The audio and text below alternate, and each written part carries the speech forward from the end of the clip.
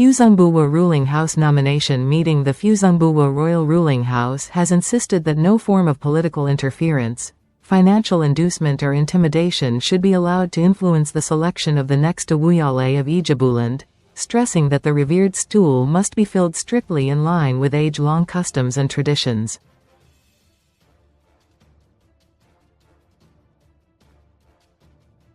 Speaking in an interview with Arise News on Wednesday, the spokesman of the ruling house, Prince Tunde Ogidan, warned that any attempt to manipulate the succession process through money or pressure would amount to a violation of Ijebu tradition and an affront to the sanctity of the Awujale stool.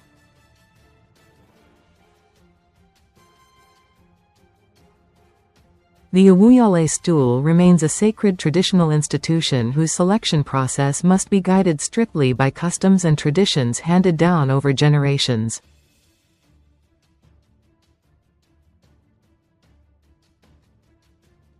No amount of inducement or pressure should influence the emergence of the next Awujale of Ijebuland, he said.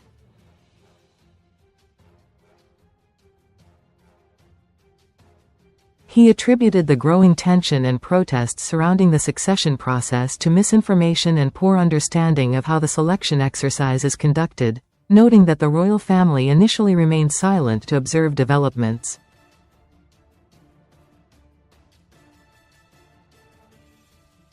There is a lot of misinformation and lack of information. For those protesting, it is more of a lack of information.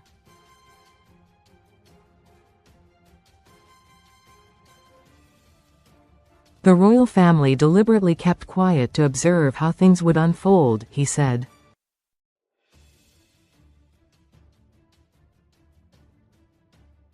Addressing concerns over the unusually high number of aspirants, estimated at between 95 and 100, Ogidan explained that the long interval since the Fusengbuwa Ruling House last produced an Awujale had led to the expansion of the family across several generations.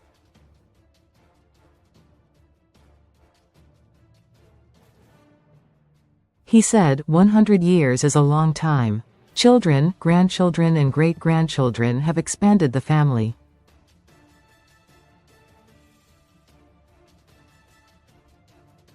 That is why we have many eligible candidates today. He clarified that the screening of candidates was conducted strictly by the royal family in accordance with the Ogun State Chieftaincy Law, and not by the kingmakers.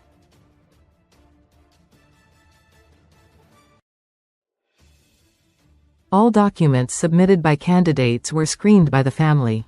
They were bagged in the presence of the DSS and the police, padlocked and taken directly to the palace, where they were handed over to the kingmakers, the Afobajes, he stated.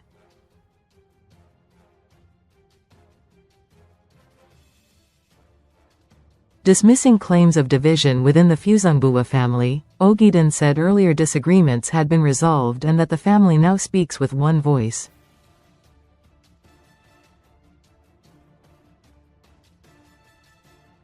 He said, "We had 3 factions initially, but we came together. There is no faction anymore.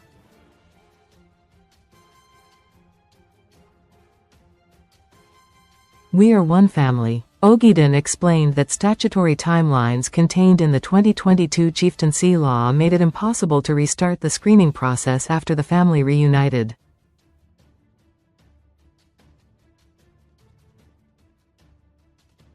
Once we received the letter from the local government, we had 14 days. It was not possible to restart screening for nearly 100 people, so we harmonized all existing submissions, he said.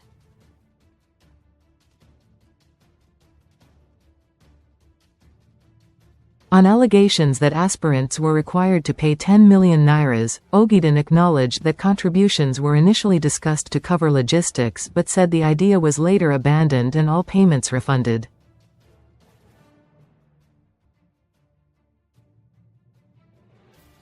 Every person who paid was refunded. It was not a condition for participation, and the refunds can be confirmed, he stated.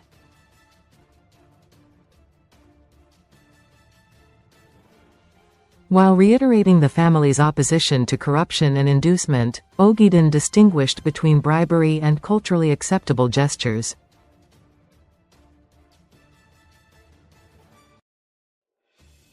We frown at bribery and inducement. But in our culture, it is not unusual for someone to visit an elder with a gift.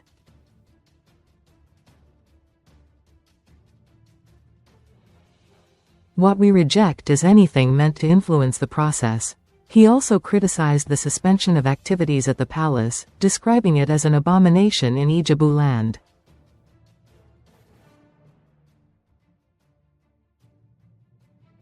Locking the palace gate is an abomination. The palace is like a marketplace, shutting it deprives the people of access and violates tradition, he said.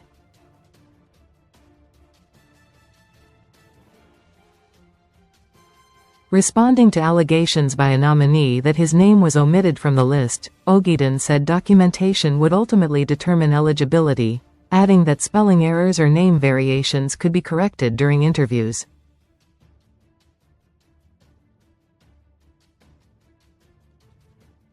He emphasized that no individual or group could impose a candidate, noting that the process involves interviews, traditional rites and legal confirmation by the government.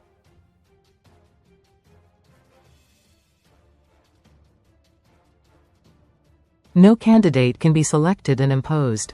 The process involves interviews, traditional requirements and legal confirmation by the government, Ogidan said.